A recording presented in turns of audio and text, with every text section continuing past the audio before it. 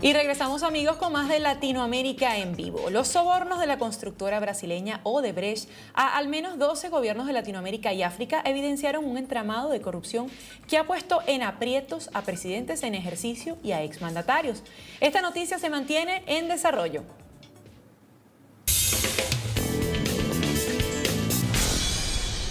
Y para analizarla, entrevistamos al abogado y politólogo Carlos Sánchez Berzaín en Twitter, @cSánchezBerzaín con Z. Señor Sánchez, ¿cómo está? Feliz tarde. Encantado de saludarla, Adriana, y por su intermedio a toda la audiencia de Latinoamérica en vivo. Fueron específicamente 788 millones de dólares los que esta empresa dio en sobornos para estos 12 países. Pero ¿cómo logró Odebrecht generar ese entramado tan grande de corrupción en el que ya se han salpicado al menos 2 mandatarios en ejercicio en nuestra región y un expresidente como lo es Alejandro Toledo? Bueno, este no es un tema empresarial, este es un tema político. Este tema nace con el llamado Foro de Sao Paulo. El Foro de Sao Paulo se crea ya por el año 91, cuando cae el muro de Berlín y cae la Unión Soviética. Entonces el castrismo, desde Cuba, va a Sao Paulo a organizar una reunión de las izquierdas para ver cómo sobrevivían. Y se pone en la dinámica de cambiar el eje de confrontación de capitalismo versus proletariado por otros ejes que tienen que ver con cuestiones culturales, con cuestiones de raza, de género, generación.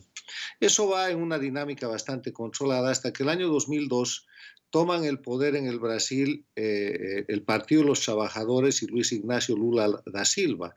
Entonces, con el poder político en el Brasil, el gobierno de Brasil, en manos de Lula da Silva, decide otorgar créditos de los recursos brasileros a gobiernos, a gobernaciones y a municipios amigos del Foro de Sao Paulo, con la única condición de que esos créditos sean utilizados en trabajos de construcción con empresas brasileras.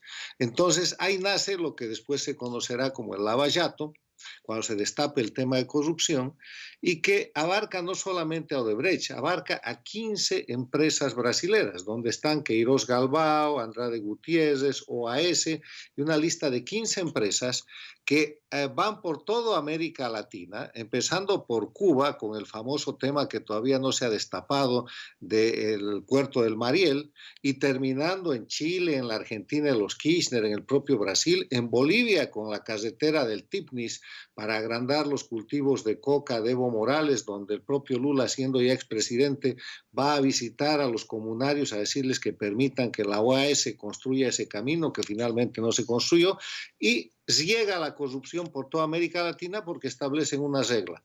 Fondos del Brasil, empresas brasileras, amigos de la política del socialismo del siglo XXI a través del Foro de Sao Paulo, y comisiones, coimas o sobornos del 3% para arriba. Y el resultado es lo que estamos viendo. Hasta aquí se conoce que solamente una de las 15 empresas, que es Odebrecht, maneja cerca de 800 millones de dólares de soborno y abarca y salpica lo que usted ha dicho. El expresidente Toledo, eventualmente el presidente Santos en Colombia, eventualmente la presidenta Bachelet en Chile, obviamente la expresidenta Kirchner en la Argentina, el gobierno del Ecuador, que está tapando esta situación y ha sido señalado por el Departamento de Estado con sobornos de 35.5 millones de dólares, pero como Rafael Correa tiene una elección el próximo 19 de febrero, está taponeando aquello y evitando que salgan los nombres para proteger a sus candidatos y eventualmente protegerse a sí mismo. De eso se trata el escándalo, se trata de un escándalo político generado por la política de la izquierda latinoamericana absolutamente corrupta, que en vez de liberar a los pueblos con su discurso antiimperialista, monta una mafia de corrupción que hoy día se llama Lava Jato, Odebrecht, OAS, Queiroz Galvão, Andrade Gutiérrez, etcétera, etcétera. Ahora, abogado y politólogo Carlos Sánchez, vista esta complicidad entre estos mandatarios latinoamericanos, hay que recordar también que Lula da Silva, como usted mismo lo decía, fungía como una especie de embajador en Venezuela de los negocios de Odebrecht, tanto que vino una cantidad de veces a Venezuela a negociar con el fallecido presidente Hugo Chávez. Pero ¿cómo llega Estados Unidos a esta investigación? A destapar toda esta olla que no se había destapado por la complicidad que hay entre estos presidentes latinoamericanos afectos al izquierdismo. Por una sencilla razón. La gente esta mueve recursos a través de bancos norteamericanos. Y Odebrecht y sus asociados cotizan en la bolsa de Nueva York de los Estados Unidos. Entonces, eso los hace susceptibles a la aplicación de las leyes federales de los Estados Unidos. Y el Departamento de Justicia abre una investigación sobre el particular que está terminando con unas multas multimillonarias a Odebrecht y a los asociados y con el señalamiento de los corruptos. En el tema específico de Venezuela, estamos hablando que solamente por contratos parciales con Hugo Chávez se han movido 98 millones de dólares en sobornos y que la última campaña de Hugo Chávez ha sido absolutamente financiada por este sistema de la corruptela del socialismo del siglo XXI, del castrismo extendido en el Foro de Sao Paulo. O sea, estamos hablando de una mafia político-criminal que ha utilizado los recursos estatales que otorga en crédito a países amigos el Brasil para generar obras que eran realizadas por empresas brasileras con coimas para asociados políticos de la izquierda latinoamericana que se han llenado los bolsillos y además de llenarse los bolsillos han tenido las arcas llenas para romper la democracia, para someter a los pueblos, para anular a la oposición, para perseguir a los opositores y para llevar adelante todo este proceso desastroso de crisis que hoy día conocemos como castrismo socialista del siglo XXI. ¿Cree usted que precisamente todo este escándalo va a salpicar la imagen de estos mandatarios en ejercicio o que ya Latinoamérica se acostumbró a la corrupción, sobre todo con el tema institucional? ¿Las instituciones serán capaces de formalmente encarcelar, de investigar a fondo? ¿O qué cree que podrá ser la consecuencia real de todo este escándalo que ha desatado Odebrecht? Hay una diferencia muy marcada aquí. Cuando hay democracia, hay opinión pública libre, hay prensa libre, hay persecución de los delitos, hay control, hay división e independencia de poderes y hay Estado de Derecho. Mire usted la diferencia del tratamiento de este tema en el Perú versus el Ecuador o el Perú versus Venezuela. En el Perú ya hay un expresidente acusado, que es Toledo, Alejandro Toledo, por haber recibido una coima inicial de 20 millones de dólares, puede ser más. Pero en el Ecuador, Venezuela y en Bolivia todo está tapado. ¿Por qué? En el Perú hay democracia, hay libertad de prensa, hay jueces más o menos independientes, hay fiscales que hacen su trabajo, mientras que en Venezuela, Ecuador y Bolivia la prensa está sometida por los gobiernos dictatoriales del socialismo del siglo XXI, los fiscales y los jueces son empleados, son teclas, son títeres del gobierno dictatorial de Venezuela, Ecuador o Bolivia, y ahí no se ha producido todavía el destape, pero la cuestión se está acumulando y no va a tardar en hacer explosión y vamos a ver los millones de dólares que le han tocado a Chávez, a su familia, a su entorno, a Maduro, a Correa, a sus candidatos, a Evo Morales y al entorno que maneja, y vamos a expandir esa onda con pura información que ha de salir de los fiscales y de las cortes en el Brasil o en los Estados Unidos, hasta llegar a Cuba y ver el escándalo de lo que es el puerto del Bariel y a tocar Nicaragua con otras obras, con esa diferencia que le marco. En los países con democracia puede haber corrupción, pero hay normas, hay prevención, hay opinión pública y hay sanción. En los países con las dictaduras del socialismo del siglo XXI, la corrupción es un elemento esencial de la forma de gobierno y por lo tanto la encubren y buscan una impunidad absoluta, que es la que Rafael Correa está buscando, tratando de hacer que su candidato Lenín Moreno y su candidato a la vicepresidencia Jorge Glass ganen la elección el 19 de febrero y de esa manera él se garantiza un retiro con cobertura para que no le pase lo que está pasando a Alejandro Toledo en el Perú. Ahora bien, cuando nos referimos realmente al latinoamericano, al elector, ¿realmente al elector le interesan estos casos de corrupción o solo esperan que las obras se concluyan, así no hayan sido hechas con licitación o solo hayan sido realizadas por los sobornos que esta empresa pagó a cada una de las naciones? Por mi conocimiento de Latinoamérica, yo le quiero decir que eso depende del tiempo.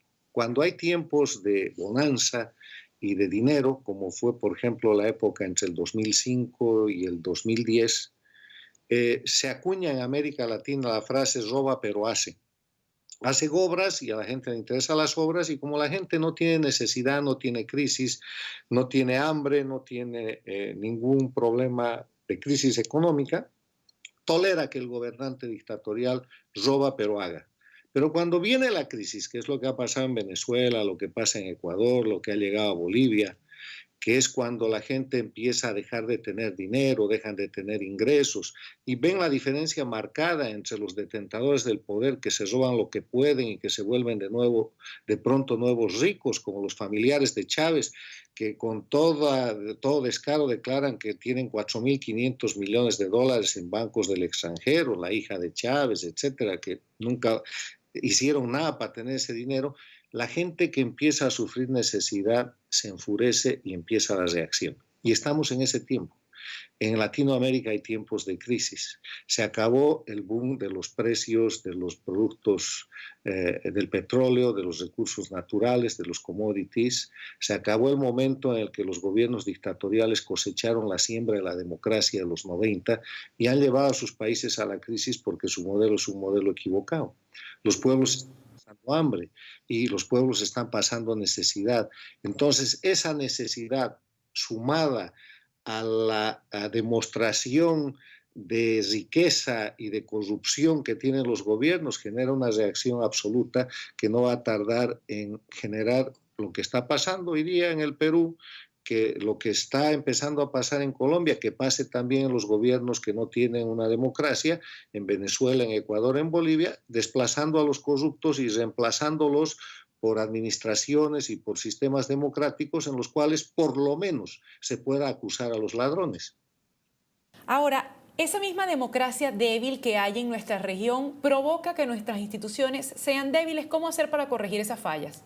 Bueno, hay dos Américas. Una es la América democrática, que gracias a Dios es la mayoría, y otra es la América dictatorial. Una dictadura que no es de golpes de Estado armados, sino de golpes de Estado blandos, de golpes de Estado que rompen la Constitución, que rompen la ley, que disfrazan la ruptura del Estado de Derecho de interés colectivo. Y esa dictadura del socialismo del siglo XXI abarca Cuba, que es la creadora del proyecto con el dinero que le llevó Chávez, el dinero del pueblo venezolano, abarca Venezuela, Ecuador, Bolivia y Nicaragua. Estas dictaduras del socialismo del siglo XXI se están acotando, se están reduciendo, porque están todas en crisis, no tienen viabilidad económica, no tienen viabilidad histórica y además tienen a los pueblos en contra. A los pueblos que han llevado a una situación de miseria, contándoles el cuento de que los iban a liberar y de que con su discurso antiimperialista los iban a poner en una dinámica de desarrollo. Ha sucedido todo lo contrario. Se han enriquecido pequeños grupos que además han marcado a Venezuela, por ejemplo, como un narcoestado, han marcado a Bolivia como un narcoestado, han marcado a todos estos gobiernos como gobiernos de crisis y de corrupción. Les reitero, la corrupción es un elemento esencial de los procesos no democráticos. Y en esa dinámica lo que está sucediendo es que en el corto plazo, en mi opinión, entre 6 meses y 2 años, no va a terminar esta década, no vamos a llegar al 2020 sin que toda la región sea nuevamente democrática, empezando por Venezuela y terminando por Cuba. Todos los países van a volver a tener Estado de Derecho, división e independencia de poderes, alternancia en el poder y la posibilidad de tener libertad de prensa y fiscalizar a los gobernantes, que es lo mínimo que en el siglo XXI la sociedad civilizada exige. Señor Carlos, muchísimas gracias por haber tenido el placer de haber conversado estos minutos con usted. Era Carlos Sánchez, directamente de Estados Unidos, analista y politólogo sobre los asuntos que preocupan a la región.